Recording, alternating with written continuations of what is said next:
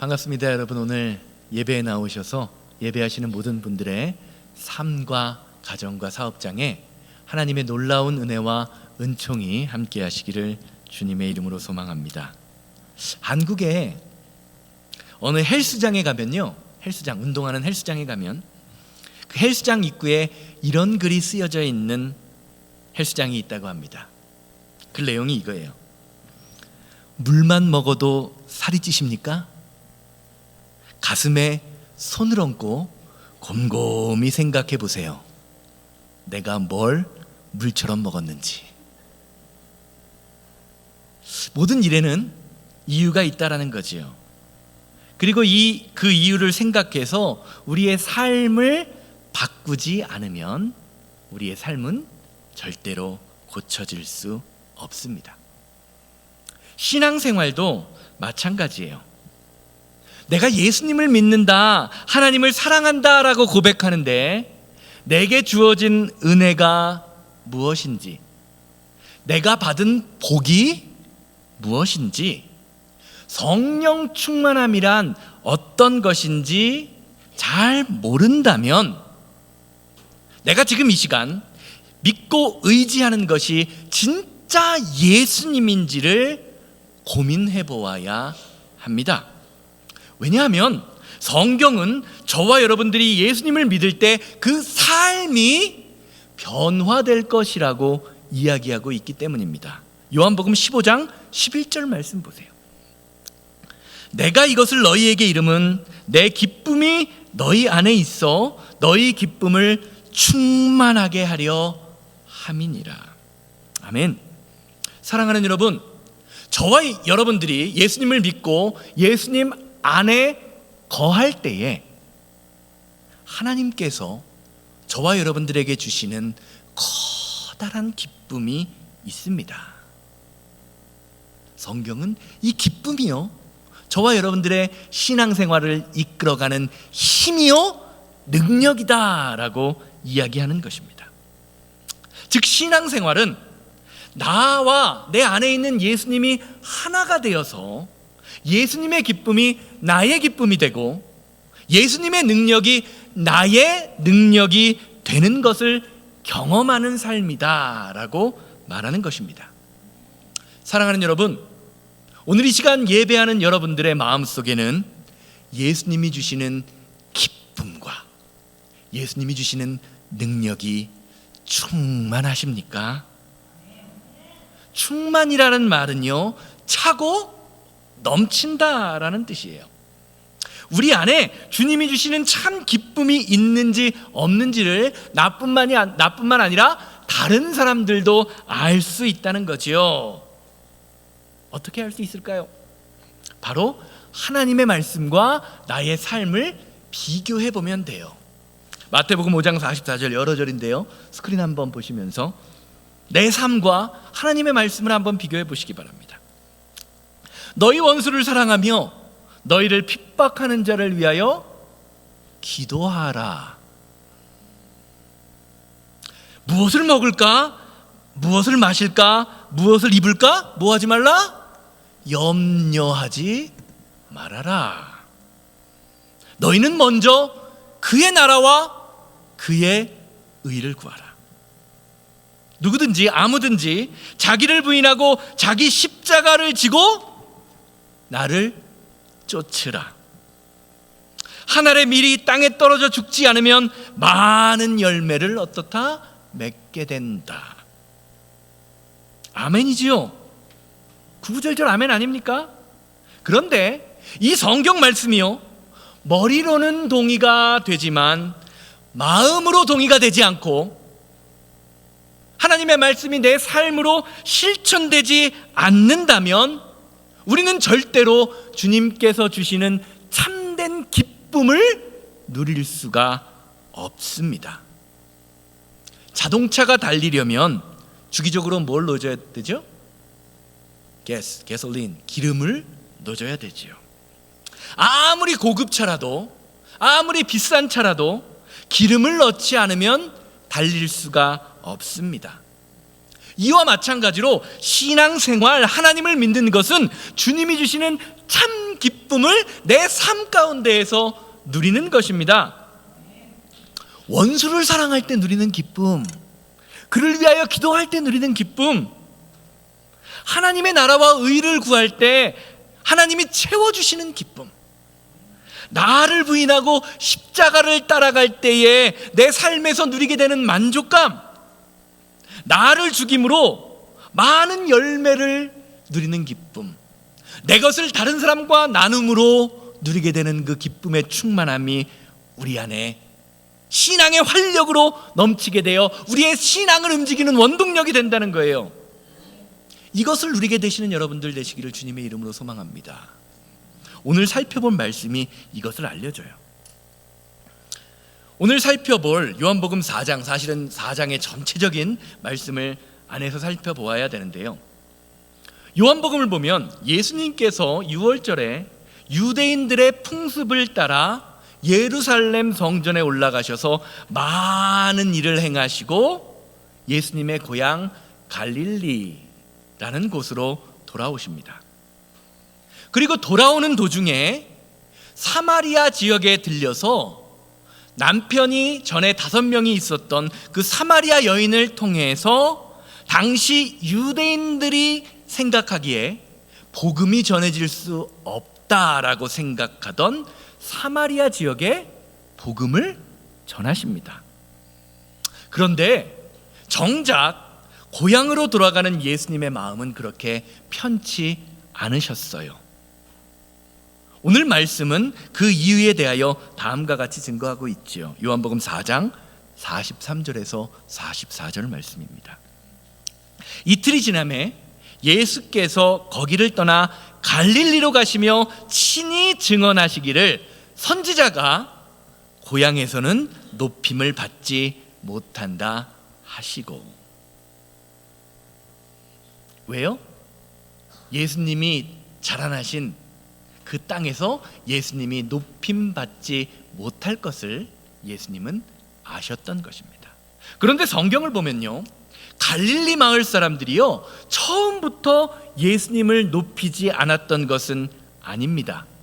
높이지 않았던 이유가요, 누가복음 4장 말씀을 보면 나오는데 그것은 다음에 시간을 내어서 따로 한번 그 이유를 살펴보도록 하고요, 예수님의 고향 사람들도 처음에는 예수님을 영접합니다. 요한복음 오늘 말씀 4장 45절 보세요.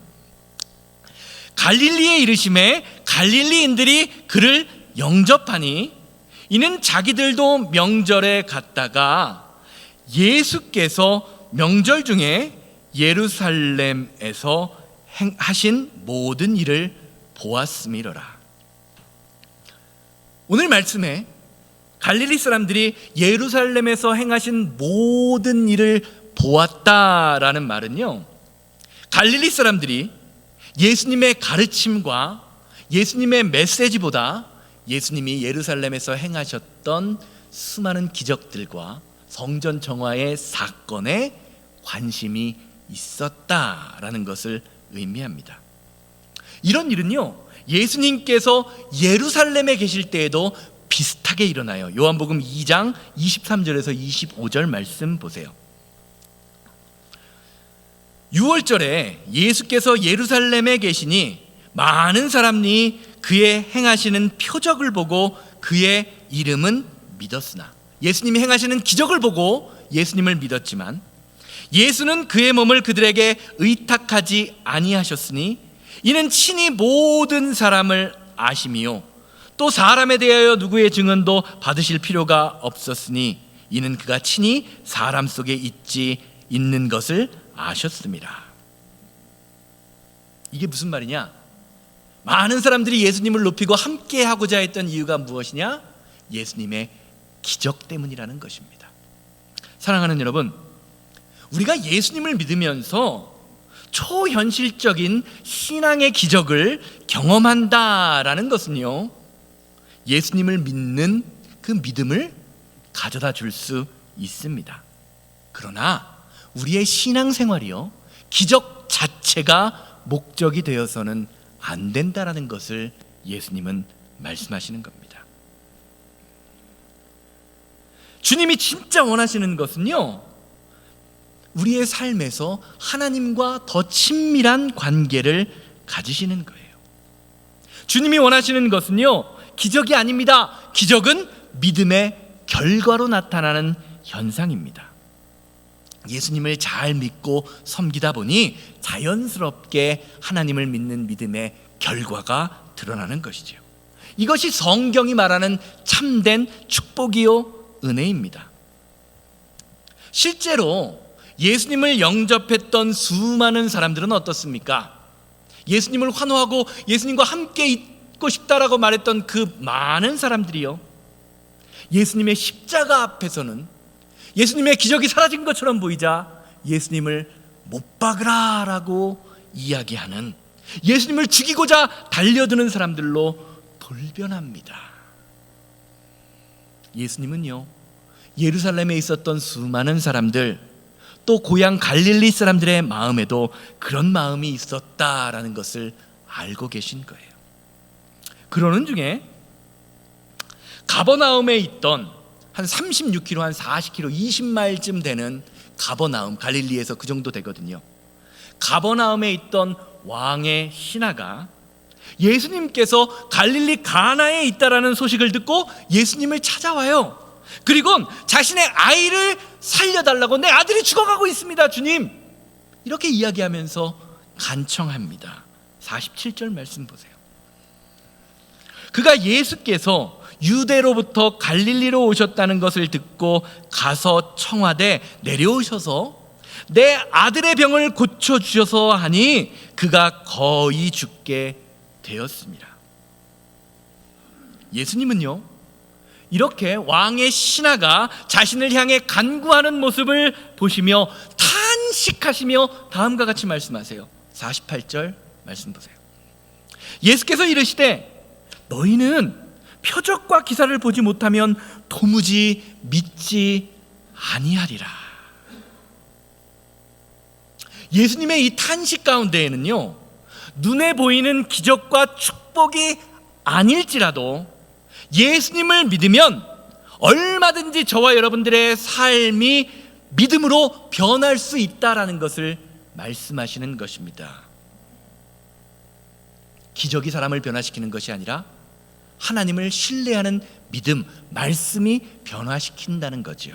이것을 보여주는 사건이요, 바로 오늘 본문 말씀 바로 앞에 나오는 사마리아 사람들의 변화된 사건이에요. 성경을 한번 요한복음 4장 말씀을 집에 가서 찬찬히 읽어보시기 바랍니다. 사마리아 여인은요, 예수님을 만나고 예수님과 대화하면서 아무런 기적을 경험한 것이 없습니다. 그녀가 예수님과의 대화를 통해서 깨달았던 것은 하나님께서 나를 사랑하신다, 그 사실 한 가지를 깨달았어요. 자신을 지켜줄 것이라고 굳게 믿었던, 맹세했던 5명의 남편들도 자신을 떠났던 그 현실을 바라보며, 그러면서 사람들은 그 여인에게 손가락질합니다. 저 여자는 남편에게 버림받은 사람이야, 이혼을 5번이나 했대. 그러는 가운데 사람들의 눈치 가운데에서 하루하루 힘겹게 살아가던 그 여인이요, 나 자신도 사랑할 수 없었던 그 여인이 하나님이 나를 사랑하신다라는 그 사실에 감격되어 그 여인의 삶이 어떻게 됐어요? 변화된 것입니다. 사마리아 여인은요, 이 사실이 너무 감사하고 기뻐서 자신이 그곳에 왔던 목적, 물항아리를 버려두고 마을에 들어가 사람들에게 전도를 해요. 그리고 그 사마리아에 있었던 수많은 사람들이요, 그 여인의 변화를 보면서 예수님께 모여들어요. 정말로 메시아가 아니면 도대체 누가 저 여인을 변화시킬 수 있었겠는가라는 관심이 생긴 겁니다. 성경을 보세요. 그 이후에도 예수님은요, 사마리아 마을에서 어떠한 기적도 나타내지 않으십니다. 그러나 사마리아에 있었던 모든 사람, 예수님과 함께 있었던 사람들은요, 예수님의 말씀을 받아들이고 예수님을 메시아로 영접합니다. 그리고는 사마리아 여인을 향하여 다음과 같이 고백합니다. 요한복음 4장 42절 말씀 보세요. 그 여자에게 말하되 이제 우리가 믿는 것은 내 말로 인함이 아니니 이는 우리가 친히 듣고 그가 참으로 세상의 구주신 줄 알미라 하였더라. 아멘. 처음에는 그 여인의 말과 행동 때문에 예수님에게 관심을 가졌지만 예수님의 말씀을 통하여 내가 예수님이 참된 구세주다라는 것을 깨달았다는 겁니다. 사랑하는 여러분, 기적보다 중요한 것은 하나님의 말씀 자체를 믿고 순종하는 것입니다.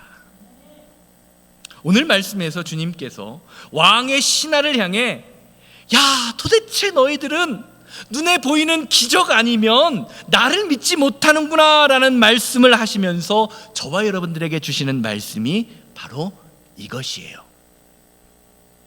말씀으로 변화되는 게 뭐다? 진짜다.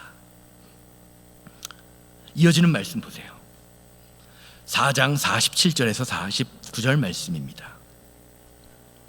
그가 예수께서 유대로부터 갈릴리로 오셨다는 것을 듣고 청하되 내려오셔서 내 아들의 병을 고쳐주소서.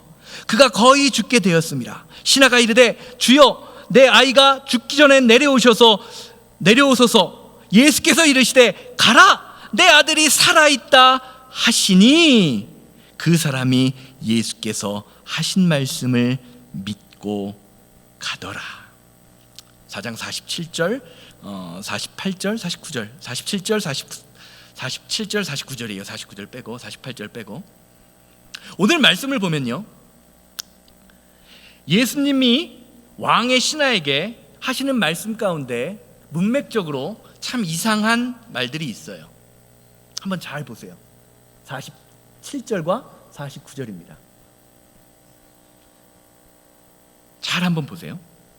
자, 일반적으로 어떤 사람이 와서 주님 내 아들의 병을 고쳐주세요 라고 요청한다면 우리는 뭐라고 대답해야 되죠? 내가 할 수 있으면, 그 병을 고칠 수 있으면 내가 고쳐줄게 라고 대답을 하는 게 정상이고, 내가 할 수 없으면 나는 할 수 없으니 다른 곳으로 가보아라 라고 이야기하는 것이 정상이지요. 그런데 예수님과 이 왕의 신하의 대화를 보면요, 예수님은요 내 아들에게 와서 내 아들을 좀 고쳐주십시오 라고 말하는 그 사람에게 단지 그냥 명령하세요. 가라, 내 아들이 살아있다.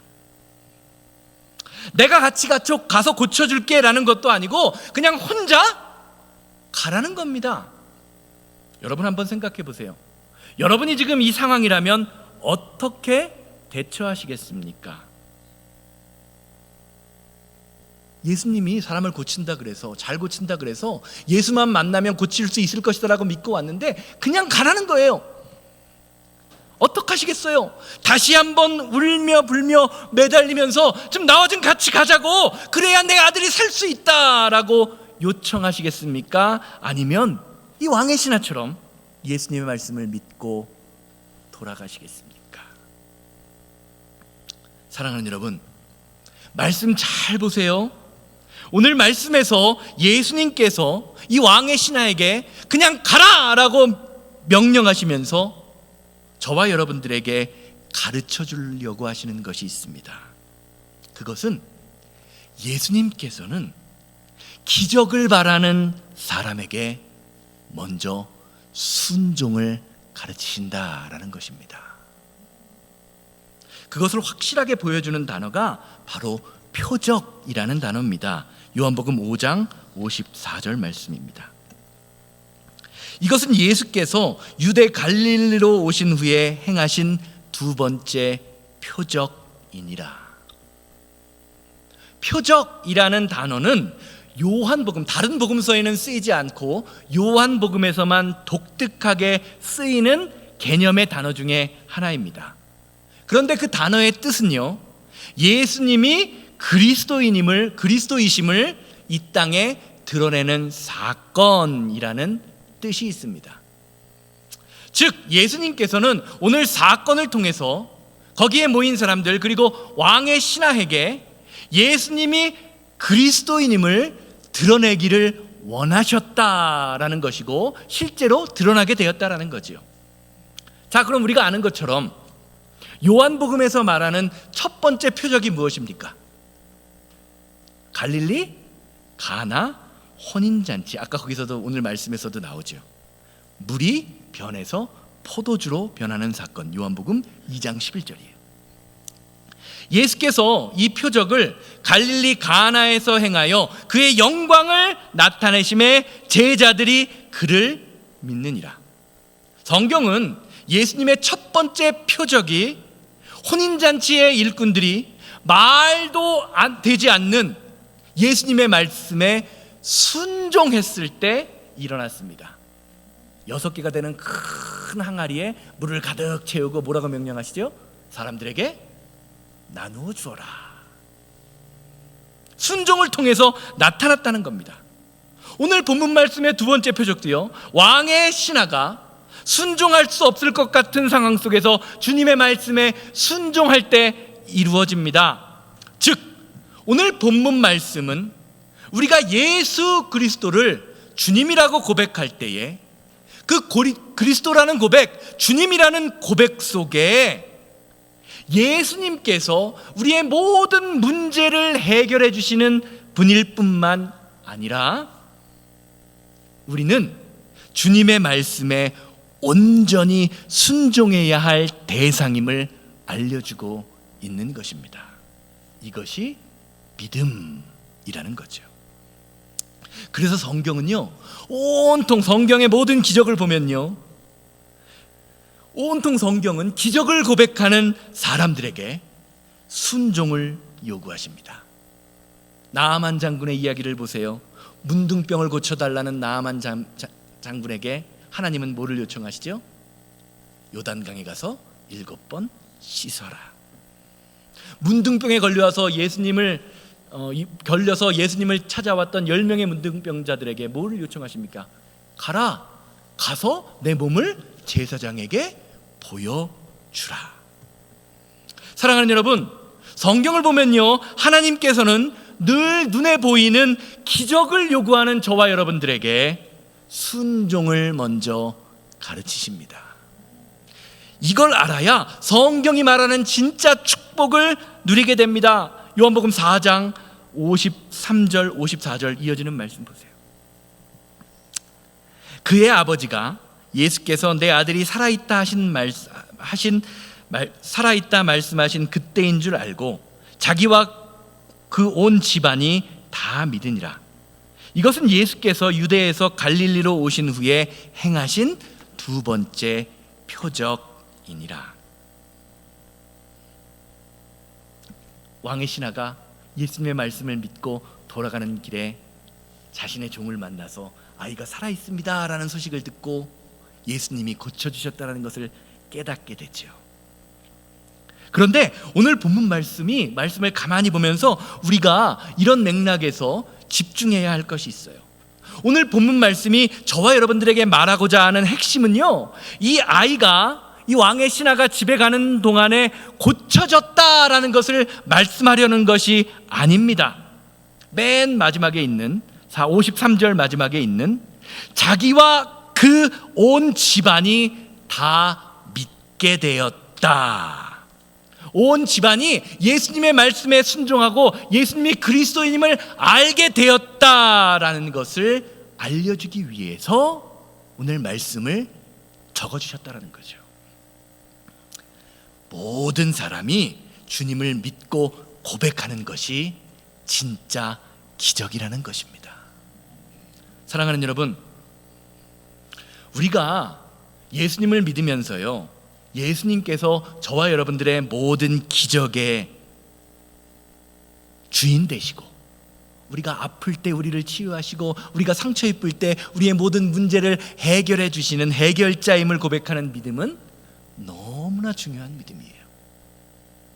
오늘 본문 말씀의 왕의 신하도 그런 믿음으로 주님 앞에 나왔습니다. 그러나 우리 오늘 본문 말씀은요, 우리의 신앙이 거기서 멈춰서는 안 된다라고 말하는 겁니다. 우리가 주목해야 할 것은요, 왕의 신하의 믿음이 기적을 바라는 믿음에서 예수 그리스도의 말씀을 신뢰하고 순종하는 순종의 사람이 되었다라는 것을 볼 수 있어야 합니다. 이것이 오늘 이 시간 저와 여러분들 그리고 우리 교회에 필요한 믿음이라는 거죠. 오늘 말씀을 통해서 가라! 라고 하시는 그 말씀이 저와 여러분들의 귀에 들리게 되기를 주님의 이름으로 소망합니다. 자, 그러면 오늘 본문 말씀의 왕의 신하가 어떻게 이렇게 눈에 보이지 않는, 손에 잡히지 않는 현실 속에서 믿음으로 나아갈 수 있는 믿음의 사람이 될 수 있었을까요? 그 말씀의 비밀은요, 예수님의 말씀 중에 하신 살아있다라는 단어 속에 담겨 있어요.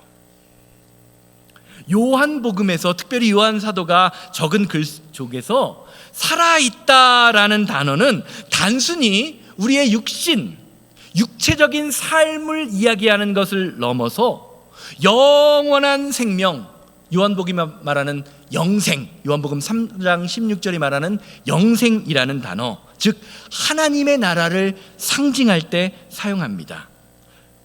스크린 보세요. 요한복음 3장 16절에 영생을 얻게 하려 하심이라, 요한복음 6장 51절에 이 떡을 먹으면 영원히 살리라, 요한복음 11장 25절 26절에 나를 믿는 자는 죽어도 살겠고 무릇 살아서 나를 믿는 자는 영원히 죽지 아니하리라.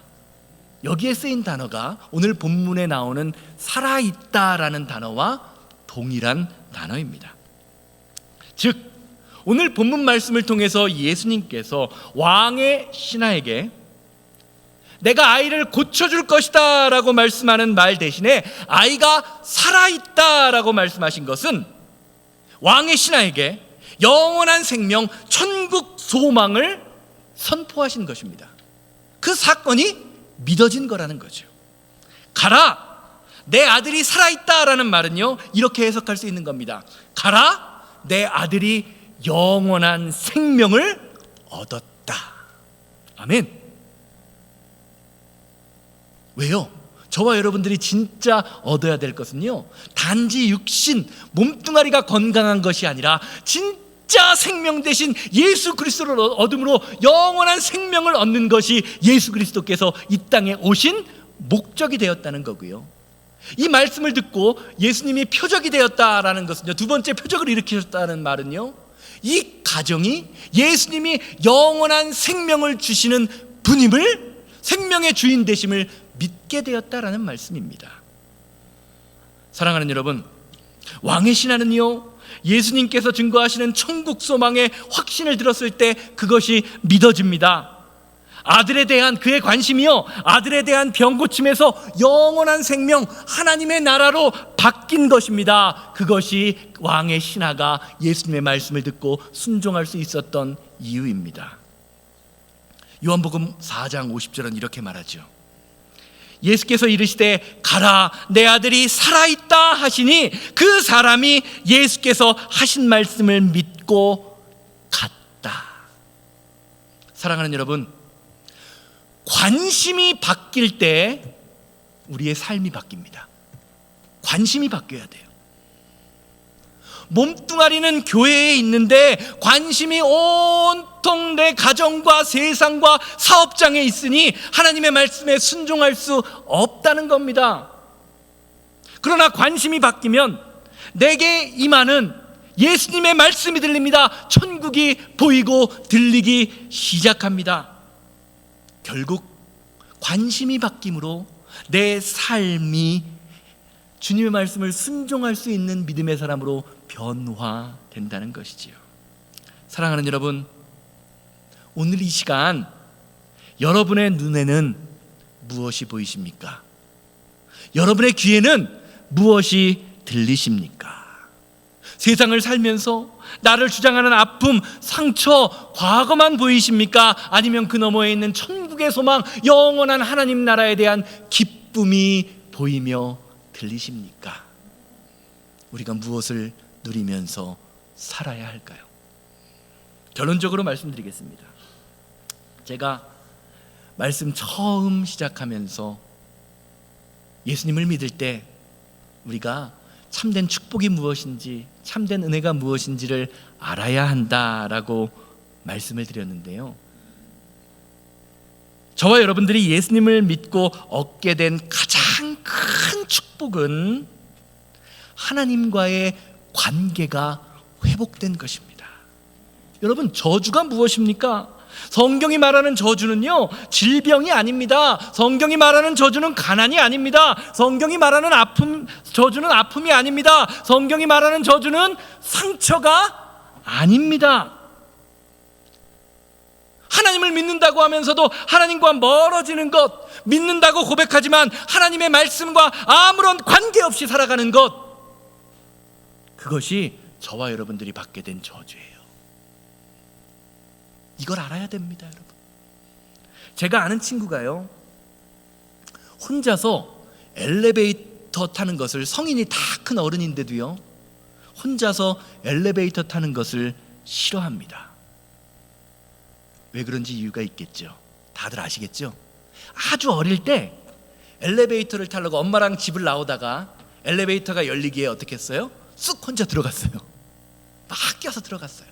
근데 엘리베이터 문이 슬그머니 닫힌 거예요. 엘리베이터는 그냥 내려가기 시작합니다. 밑으로 내려갑니다. 엄마가 아이가 잊어버린 것을 알고요, 막 뛰어내려갔어요. 그런데 아이는 다시 버튼을 눌러서 올라간 거예요. 자기 집으로 올라간 거예요. 가보니까 엄마가 없어요. 그때부터 무서움이 오기 시작합니다. 두려움이 오기 시작합니다. 엉엉 울면서 엄마를 찾았대요.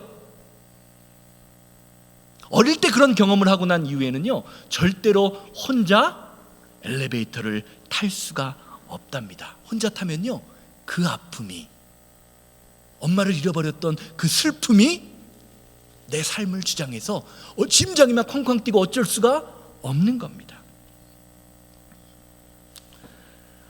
사랑하는 여러분, 한번 생각해 보세요.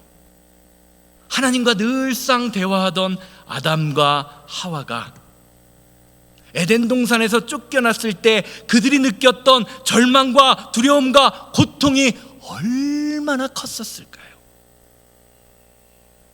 매일 대화하던 하나님의 음성이 들리지 않습니다. 하나님을 아무리 불러도요, 하나님은 묵묵무답이십니다. 그들의 영적 공허함이 그들을 사로잡았을 때 그들이 느꼈던 두려움이 느껴져야 돼요. 그런데 우리는 신앙생활 하면서요, 하나님과 아무런 대화를 하지 않아도, 하나님의 음성이, 하나님의 마음이 느껴지지 않아도 아담과 하와처럼 두려움을 느끼지 않습니다. 신앙생활을 한다고는 하는데 하나님의 음성을 한 번도 들어본 적이 없기 때문에, 하나님의 음성을 들은 지가 너무 오래돼서 하나님의 음성에 들리지 않는 것, 하나님의 마음이 내 마음에 감동을 주는 것이 그 상황의 심각함을 깨닫지 못하는 거예요. 하나님의 말씀이 들리지 않고 길이 보이지 않아도 아무런 감정을 느끼지 못하는 영적 상태가 되어버린 것입니다. 사랑하는 여러분, 이 땅에 예수님이 오신 이유는요, 저와 여러분들이 다시금 하나님의 음성을 들을 수 있는 사람, 그래서 하나님을 부르면 하나님이 우리에게 마음의 감동을 주시며 하나님과 늘 동행하는 믿음의 사람, 순종의 사람의 삶을 살기 위함입니다. 여러분이 예수님을 고백한다면요, 여러분의 삶의 현장 모든 순간순간마다 나에게 말씀하시는 하나님의 감동이, 하나님의 말씀을 읽으실 때마다 하나님이 나에게 주시는 기쁨이 느껴져야 하는 것입니다. 그래서 예수님께서는요, 때로는 기적도 보여주시고 순종하라는 명령도 하시는 것입니다. 우리가 인생을 살다 보면요, 오늘 본문에 나오는 왕의 신하와 같은 상황을 만날 때가 있습니다. 질병으로 아파 고통할 때, 물질이 없어서 힘들어서 죽고 싶을 때, 내 자아와 아픔과 상처가 나를 주장해서 내 자신도 나를 어쩔 수 없을 그럴 상황이 우리에게 임하게 됩니다. 그럴 때에 우리에게 들리는 예수님의 말씀, 예수님의 음성이 여러분들의 삶에 함께하게 되기를 주님의 이름으로 소망합니다. 가라! 내 아들이 살아있다! 이처럼 기적을 바랄 때에 순종을 배우는 믿음의 역사가 오늘 예배하시는 모든 분들의 삶과 가정에 함께하게 되기를 주님의 이름으로 소망합니다. 이것이 오늘 이 시간 주님 앞에 나와 하나님을 예배하게 하시는 하나님의 뜻입니다. 다 같이 자리에서 일어나셔서 하나님 한 번 더 나를 부르시고, 주님, 우리가 이 세상을 살아가면서 하나님이 나를 사랑하신다, 하나님이 나를 지키신다, 하나님이 나를 인도하신다라는 믿음의 감격이, 그 하나님의 음성이 들릴 수 있는 시간 되게 하여 주시옵소서. 내게 닥쳐진 모든 문제를 해결하는 것보다 더 중요한 것은 하나님의 말씀에 순종하는 것이오니, 하나님의 말씀에 순종하는 모든 백성들에게 그 순종의 열매로서의 기적을 경험하는 우리 새생명교회와 성도들, 그리고 모든 주변 이웃들 되게 하여 주시옵소서. 다 같이 통성으로 기도하고 축도로 예배를 마칩니다. 하나님, 한 번도 나를 실망시키신 적 없으신 주님을 찬양합니다. 하나님, 한 번도 나를 실망시킨 적 없으시고 언제나 공평과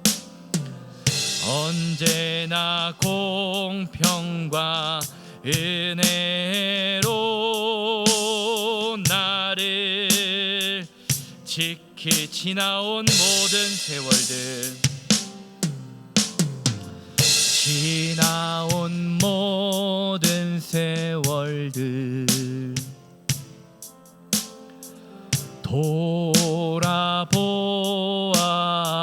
돌아보아도 그 어느 것 하나 주의 손길 안 미친 것 전혀 없네. 오 신실하신 주님, 오 신실하신 주, 오 신실하신 주, 내 너를 떠나지도 않으리라, 내 너를 버리지도 않으리라 약속하셨던 주님,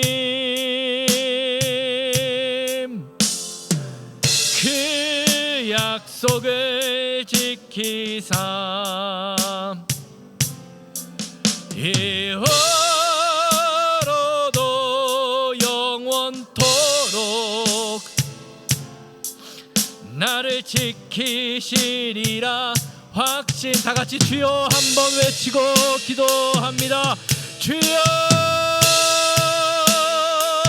자비롭고 거룩하신 하나님, 우리가 인생을 살면서 하나님에게 우리에게 진짜 주고자 하는 축복이 무엇인지를 아버지 하나님 깨달을 수 있도록 인도하여 주시옵소서. 눈에 보이는 기적만을 행하며 눈에 보이는 세상의 풍성함만을 원하며 살았던 우리의 부족함과 연약함을 주님 깨끗하게 하셔서 아버지 이젠 더 이상 세상에 붙들리지 않는 믿음의 사람이 되게 하여 주시옵소서. 하나님 아버지 하나님, 정말 순종하는 삶을 살며 하나님의 뜻대로 사는 것이 나의 삶의 가장 중요한 것임을 믿음으로 고백하게 하셔서 예수 그리스도가 주는 은혜의 풍성함으로, 능력의 풍성함으로 살아가는 믿음의 사람 되게 하여 주시옵소서. 주님 감사합니다.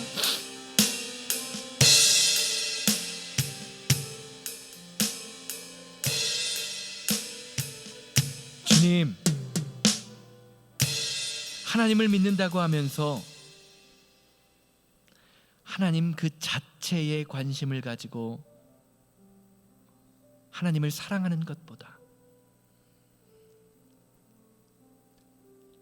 세상에서 주는 안락함과 평안함과 풍성함이 하나님인 줄 알고 그것에 매달렸던 우리의 자아와 우리의 욕심을 십자가에 못 박게 하여 주시옵소서.